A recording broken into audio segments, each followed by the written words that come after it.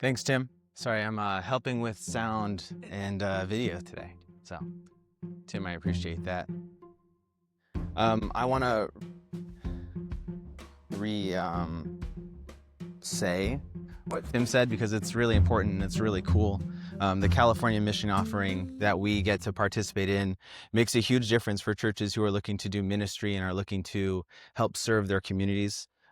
We have some resources, and I'm going to jump on that next week. We'll be able to watch a few testimony videos of ministries that are happening in California and how there are other churches who have been blessed and have opportunities, and what we're looking to where we're looking to move the kingdom forward in. And so I'd love to share those with you next week. If you jump ahead of me, you can check out the California Southern Baptist website, and they have the CMO videos up online right now. You can see what they're going to do, but I'll share them next week as well. I want to say welcome. Thanks for joining us, guys.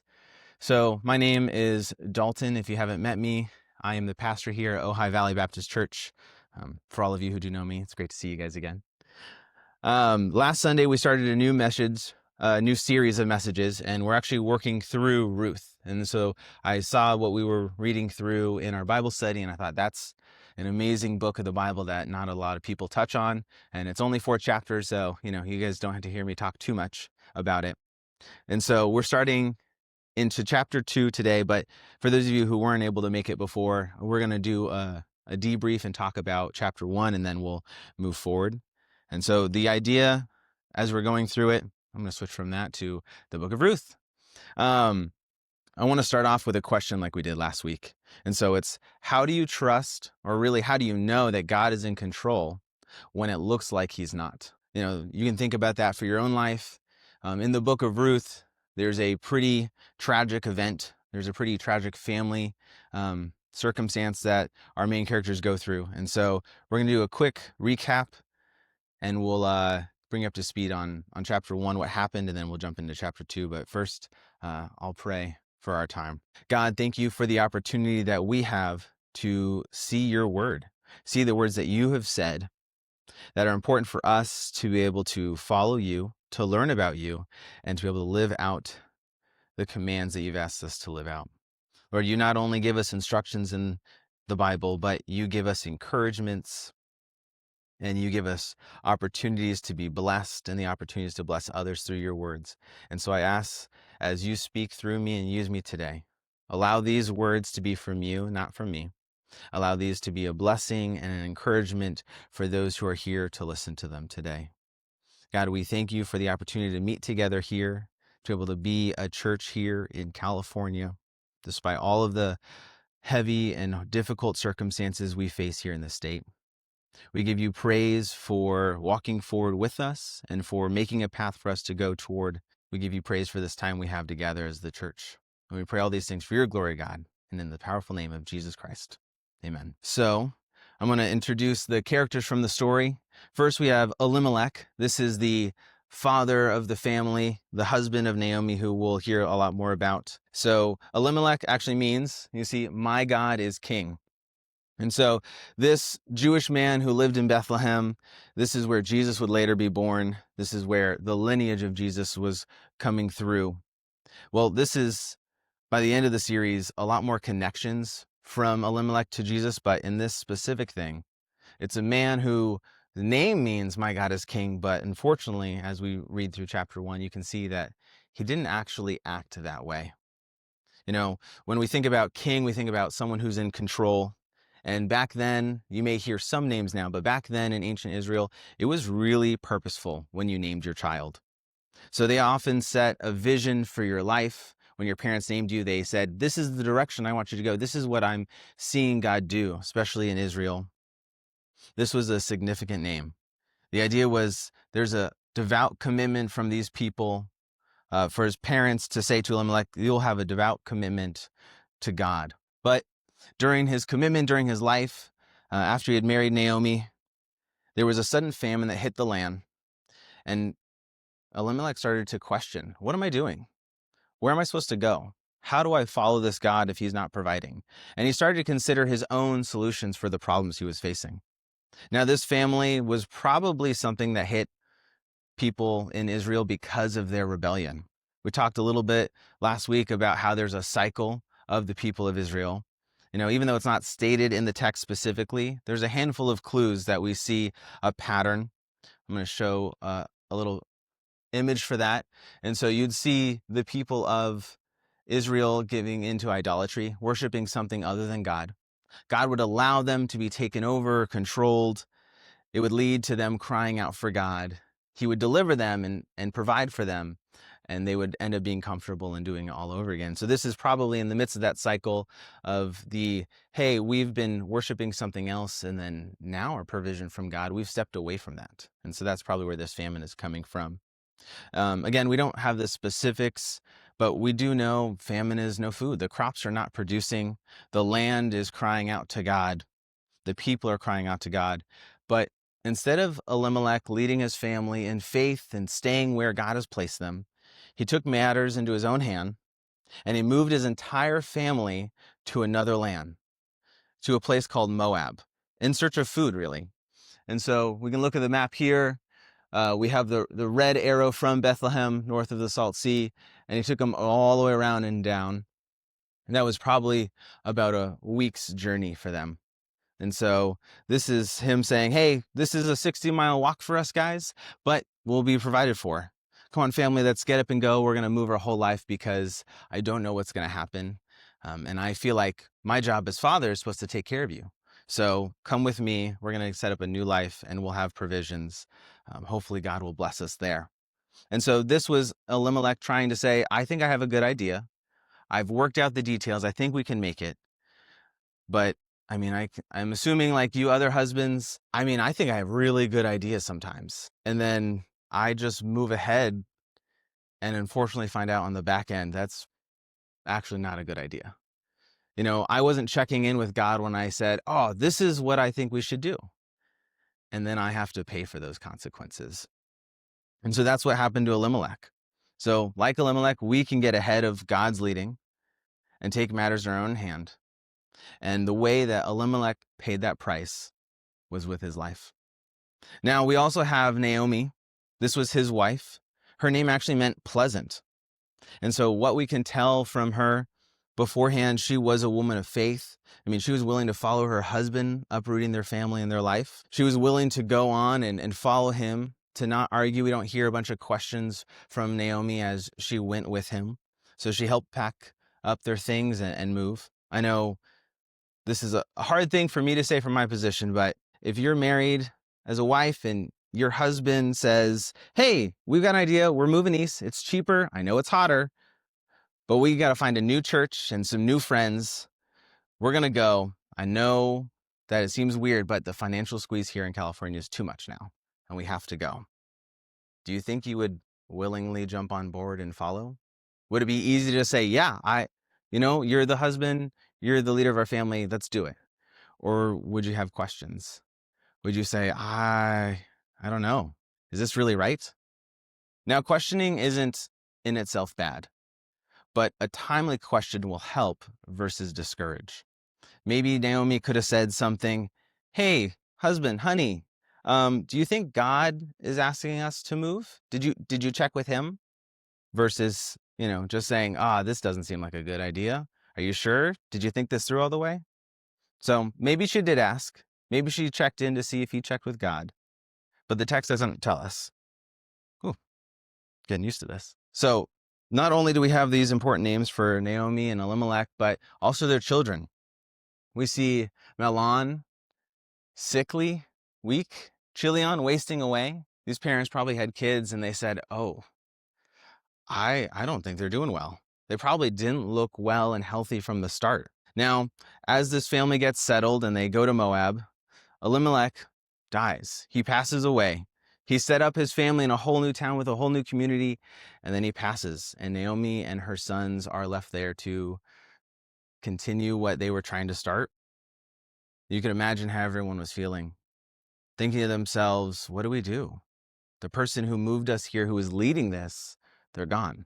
They were without protection. They were without leadership. But the sons there decided, you know what? We'll take wives. We'll get going. Dad set us up. They took Moabite wives. The first was Orpah, and her name meant girl with a full mane, big, beautiful head of hair. And then there was Ruth. Her name meant friend or friendship. And this book is named after Ruth, and it really focuses in on her loyalty, her loyal companionship, and her sacrifice as she actually ends up providing for her mother-in-law, Naomi. Now, it's interesting that the sons went ahead and married Moabite women. They didn't decide, let's go back. You may think, did they check in with their God? Did they say, God of Israel, does this make sense? Should we do this? Or would they have just moved ahead like their father? You may ask, well, why does any of this matter? Why are we talking about this? Well, when God was first leading his people to the promised land, he was setting up them apart, and he was setting laws for them, and they were instructed actually not to take foreign wives. God wanted to protect his people. He wanted to give them a place that he would provide for them and not them provide for themselves. There's actually in Deuteronomy an instruction to the Israelites. It says in Deuteronomy 7, you must not intermarry with them, talking about the foreigners and neighboring people. And you must not give your daughters to their sons or take their daughters for your sons. I know that seems intense, absolutely not. No mingling, but this is why. Because they will turn your sons away from me to worship other gods. That was a really big issue. God knew their heart and how they were sort of a squirmy bunch that would just go off when things seemed exciting somewhere else. The concern that God had for his people as he was setting up this nation to be his people was that marriages would cause disloyalty. It would divide the people away from God. It would set them up to be divided in their hearts. Now, the intermarriage law for Israel then is not something we have to worry about today, but you can see the same principle show up in the New Testament actually as a command. And so for us here, we can see in 2 Corinthians chapter 6, it says, do not be yoked together with those who do not believe. You may have heard this before. For what partnership is there between righteousness and lawlessness? Or what fellowship does light have with darkness? You might hear someone say, don't be unequally yoked. You can imagine two different sized animals. This is a good yoke with two similarly sized animals. Could you imagine like one of those Wells Fargo horses? I forgot the name of them. And then like a donkey, Clydesdale, and then like a little donkey. It just wouldn't work. They wouldn't be able to pull that carriage. If you had a baby calf and a full-grown bull, they wouldn't be able to do their job well. So you can imagine this being unequally yoked in marriage, as it talks about. This is a big issue. Are you actually moving in the same direction as that person you've committed your life with? Because if not, then your loyalty to Christ can be threatened. Now, when I met my wife and I was getting to know her, we were in our mid-20s and we were already making decisions on our own to sacrifice for the same mission. We were looking to God's kingdom, how we both loved him. We loved his word. As much as we'd make mistakes, we loved his people and we wanted to do ministry for life. Our hearts for ministry were actually matched up and it was really easy to get on board with each other. Hey, we're going to go this direction. And we've noticed as the years have gone by, we are much more effective together than we are apart in the ministry God has set for us. We're better together. Now, does that mean marriage has been easy? No, it takes a lot of work. We have to constantly check in and clear things up. We have to look out purposely to the interest of one another because it's easy to think about ourselves. Do we always act in harmony? No. Sometimes we look at things really differently. Rachel grew up with a Southern Texas background with a lot of hospitality, and not a lot of hospital visits, hospitality. And I grew up here in California where things were much more casual and relaxed. And if you showed up 20 minutes late, you were still on time. But we do get back on the same page. We are committed to being unified. And so when we get off track, when things look different, we make the decision to be unified again. But what does it look like if you're married and your marriage looks like it's different than the person you're committed to? If you're on a different page in your spirituality, you might be thinking, is there even hope for my relationship? Is there hope for me and what I'm going to do? And yes, there is hope.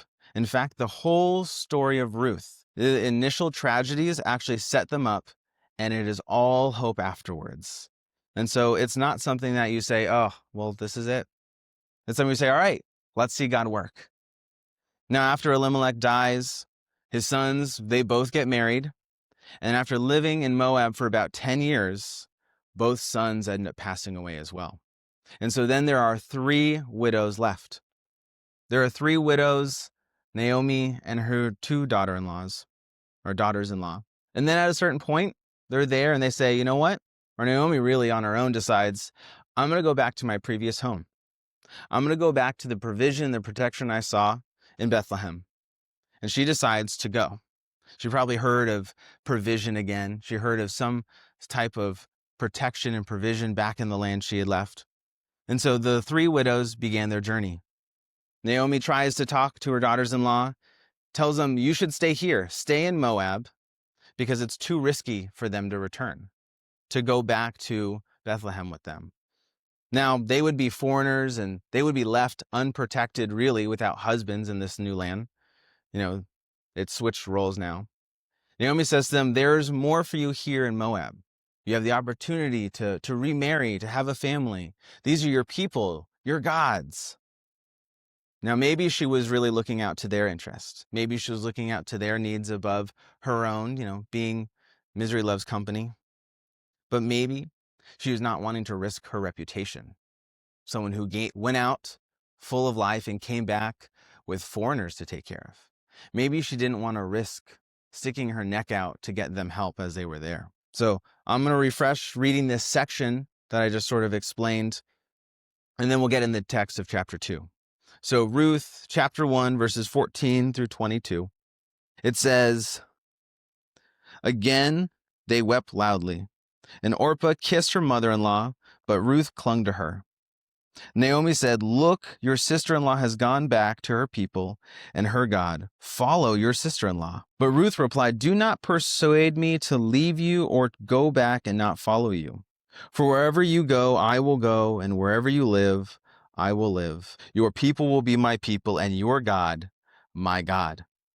Where you die, I will die, and there I will be buried. May Yahweh punish me and do so severely, if anything but death separates you and me. When Naomi saw that Ruth was determined to go with her, she stopped trying to persuade her, and the 2 of them traveled until they came to Bethlehem. When they entered Bethlehem, the whole town was excited about their arrival, and the local woman exclaimed, can this be Naomi? Remember, they knew her from her pleasant name, her name being pleasant. But Naomi responded to them, don't call me Naomi, call me Mara. She answered to them, for the Almighty has made me very bitter. I went away full, but the Lord has brought me back empty. Why do you call me Naomi? Since the Lord has pronounced judgment on me, and the Almighty has afflicted me. So Naomi came back from the land of Moab with her daughter-in-law Ruth, the Moabites. They arrived in Bethlehem at the beginning of the barley harvest. All right, so we've stepped through chapter 1, and we're getting into chapter 2. I know it took a little bit of time, but I thought maybe fleshing this out a little bit more would be a help. And so here where we meet Ruth and Naomi in chapter 2. Ruth has encountered God, who is not just powerful, but he's personal. Ruth was raised in a culture that was polytheistic. It was believing in many gods. But she then married into a family who believed in the one true God, who was all-powerful. He was the creator. As her journey has begun to unfold, she began to see how God is ever present, how he's personally at work in the lives of people every day. Now, first, as she got there and she was with Naomi, she got to experience his providence.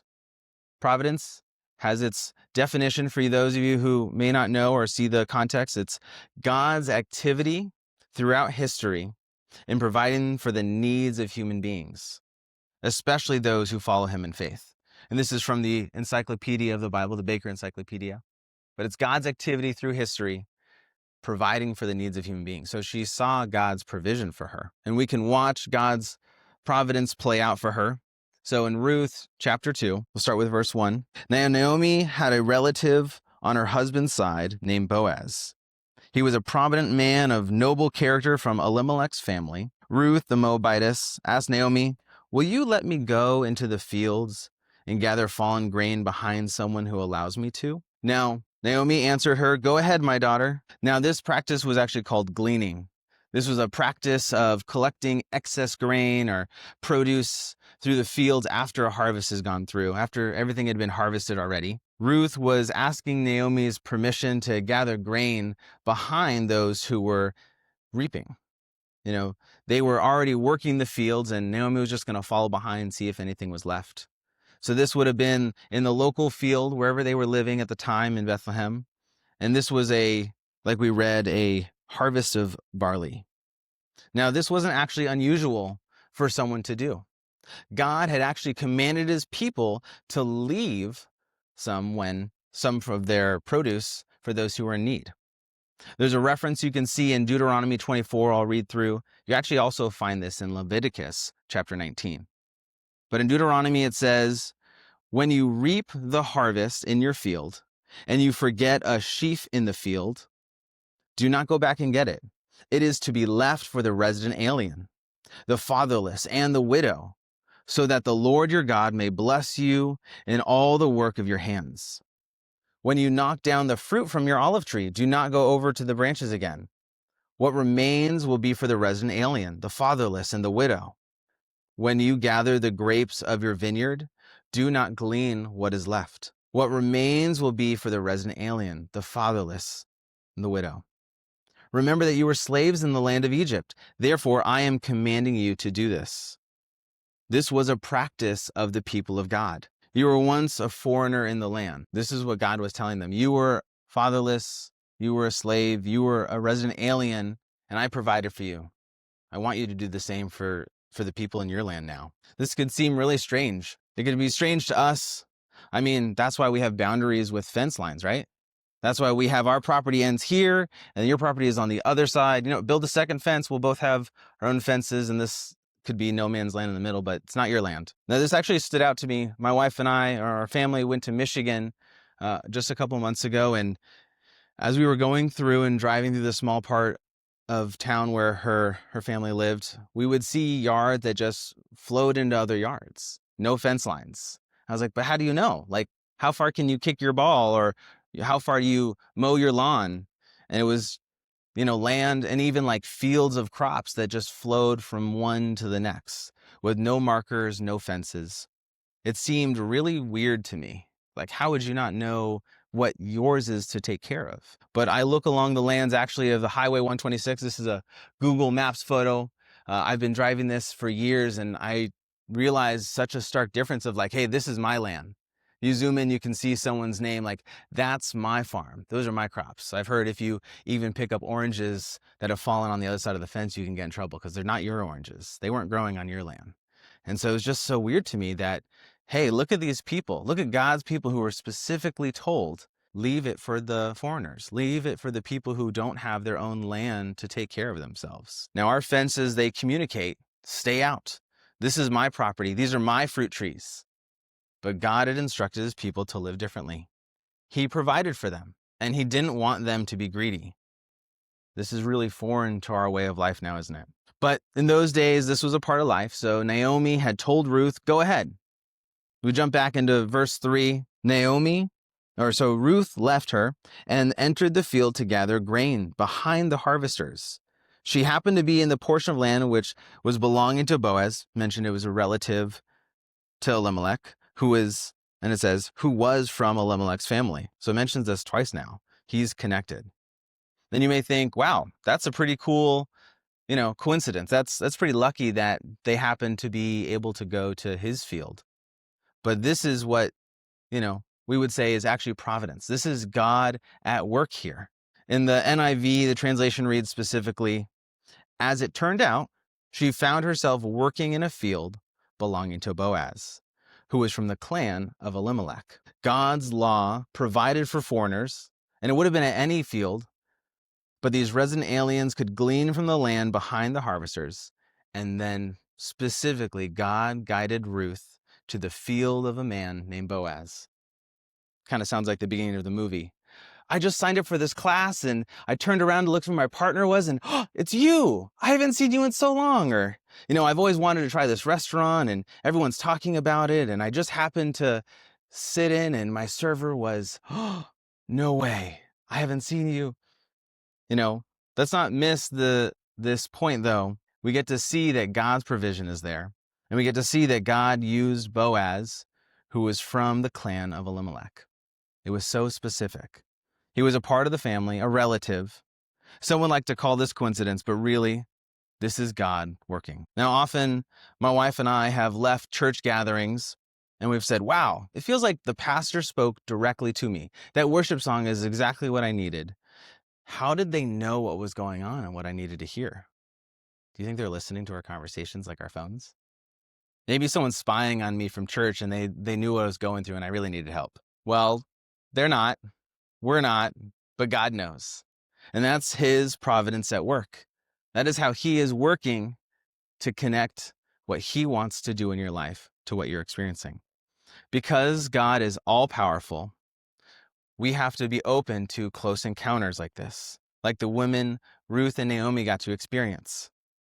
We are experiencing God in a much more personal way. Now, beyond providence, we see that God's power is also, as a personal encounter, full of grace. I'm going to jump ahead through the verses I read. It is full of grace. And this is, for those who've not heard what grace is usually defined as undeserved favor. I don't deserve this. I have not earned it. Grace cannot be earned, actually. It is something that is freely given.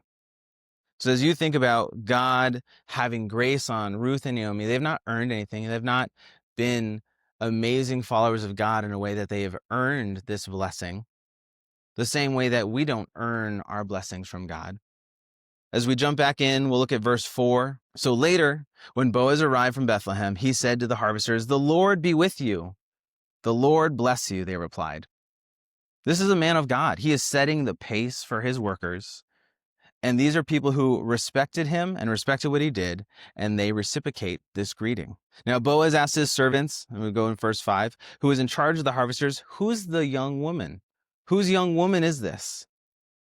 The servants answered, "She is the young Moabite woman who returned with Naomi from the territory of Moab." So he has quickly noticed Ruth. She's an outsider. And the one in charge said, she asked, Will you let me gather fallen grain among the bundles behind the harvesters?" She came and has been on her feet since early morning, except she rested a little in the shelter. Well, then Boaz said to Ruth, "Listen, my daughter, don't go and gather grain in another field. Don't leave this one, but stay here close to my female servants. See which field they are harvesting and follow them.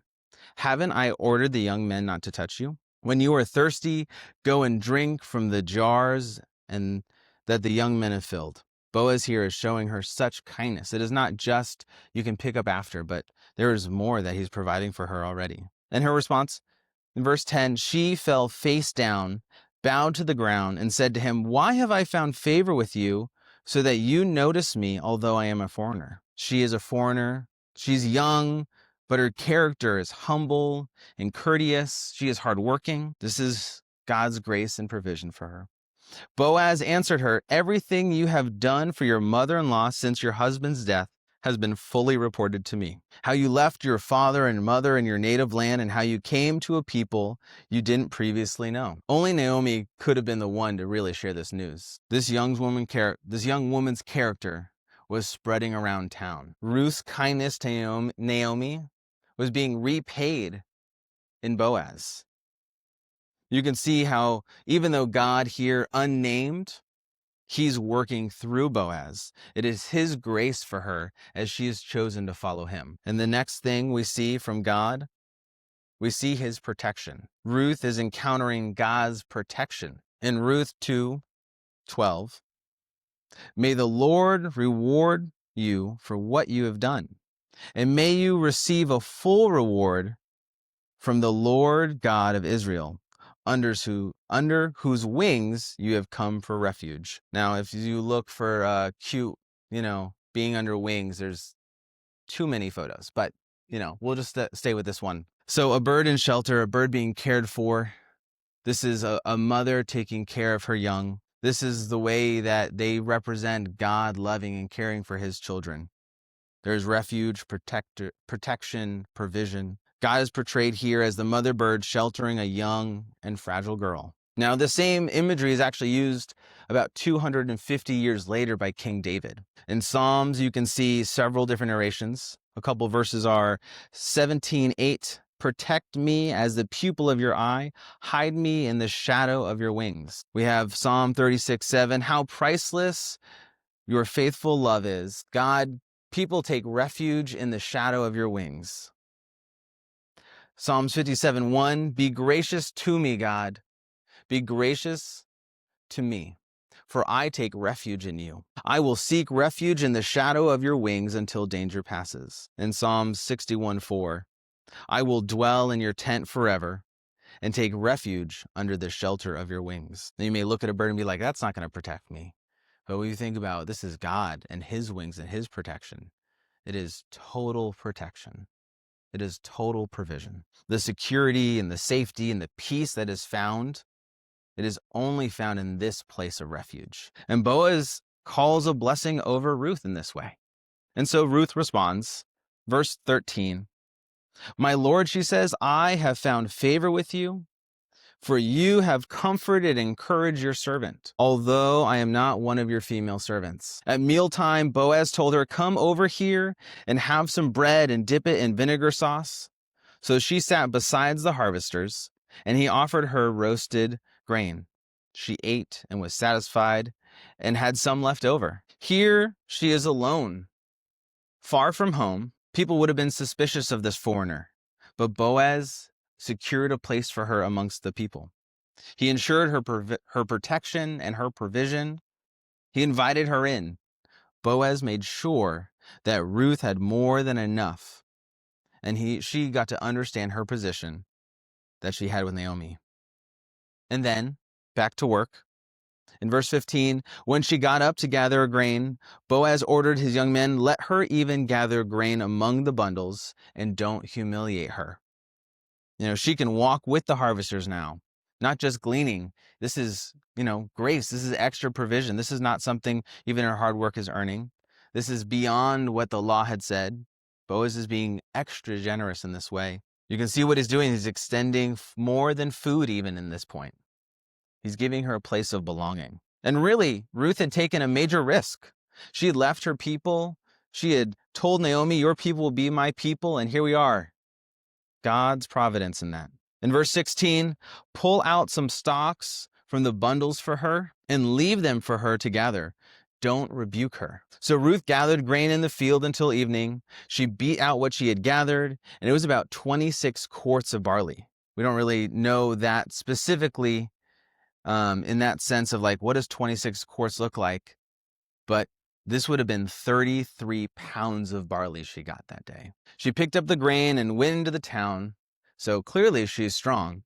She lifted this herself. Where her mother-in-law ended up seeing what she had gleaned, she brought out what she had left over from her meal and gave it to her.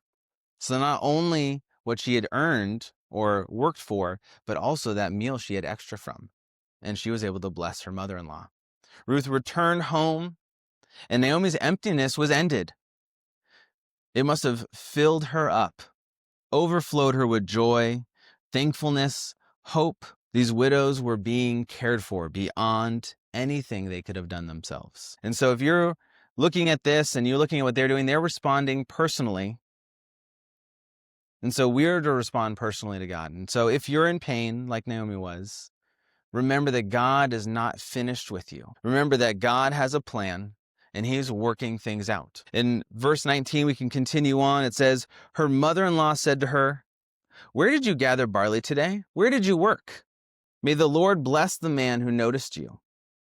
Ruth told her mother-in-law, whom she had worked with, and said, the name of the man I worked with today is Boaz. Then Naomi said to her daughter-in-law, may the Lord bless him because he has not abandoned his kindness to the living or the dead.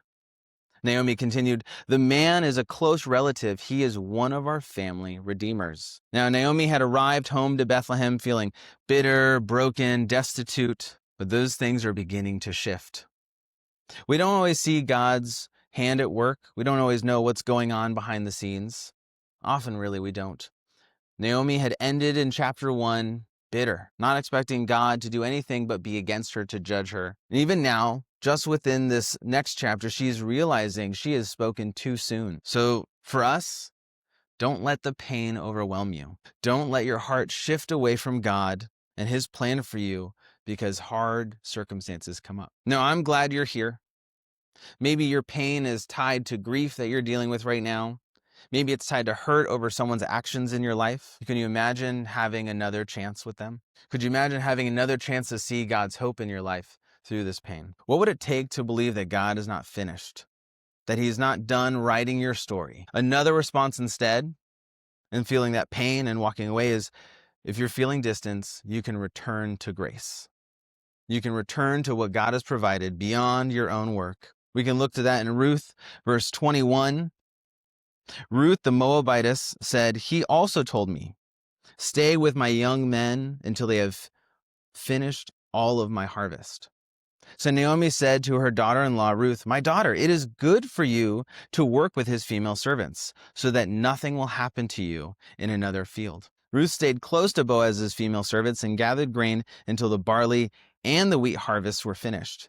And she lived with her mother-in-law. So it seems quick. This is a lot going on. This final sentence, or this final verse, she was there gathering barley and the wheat harvest were finished. That was 4 months for her, gathering grain. 4 months following under Boaz, living with her mother-in-law, seeing God's provision. Ruth did not give in to fear. She did not let all the what-ifs cripple her. God was providing for her right then and there, each and every day. And she could have been tempted, she probably was tempted, to try and work on her own power. It would have been strong to try and figure out, well, I'm just doing this every day. There probably wasn't, 33 pounds of barley every day. But she decided to trust God, to obey him, and go day by day, responding to his grace and provision. Every day she showed up, she gathered grain, and she worked through the entire season. And she really didn't know what the future held for her or for Naomi, but she didn't let the unknown cripple her from action. Now, if you, like her, have received grace, you then get to give grace and sacrifice for others. You get to see what God has provided, and you get to do that for other people, as Boaz did for Ruth. Once you've been a recipient of grace, of God's provision for you, you've experienced something, and now it's your turn to help provide that for someone else. You get to share provision, hope, God's word. This is Boaz's primary characteristic that we see. He is blessed and prosperous and generous in that. Now, Ruth in 2:19, it says, "The name of the man I worked with today is Boaz." If you look at that name, Boaz, it means in him is might. Here's a man who is not hoarding, but pouring out generously. It appears that it is a privilege to work with this man. If we go back to verse 1b, the second half, it says, "He was a prominent man of noble character from Elimelech's family. His name was Boaz." His reputation was one of real influence. And think for ourselves, how will I be known? How will you be known amongst your community? Are you just the right person to meet someone else's need? Is God using you and working through you to help someone else? Now, as we shift forward to next week, there's some questions that start to surface. What happens? They were there at the harvest season, and now the harvest season is over. So come back next week. I hope you make plans to be here. I'll be here, and we'll talk about the answer to those questions. What's going to happen after the season finishes? So we're going to keep on with our next steps. This is for you to say, what is my next step? I see that God is working. He has provision. He has grace for me. He's personal in his relationship with me. So what do you need to do next in response to that? Maybe there's someone to connect to share with. Pray and spend time with God to see what he has for you next. I'm going to go ahead and pray, and then we'll move our service forward as we collect the offering and give back to God. God, thank you for the opportunity that we have to love you, to come under your wing and your protection, under your provision. Lord, thank you, though, that it is not even in us choosing to follow you. You have given us that opportunity. You have prompted our hearts to be a part of your family, and it is your grace on all of it. God, I ask that as you are personally involved in our lives, that we would look to personally invite you into everything we're doing.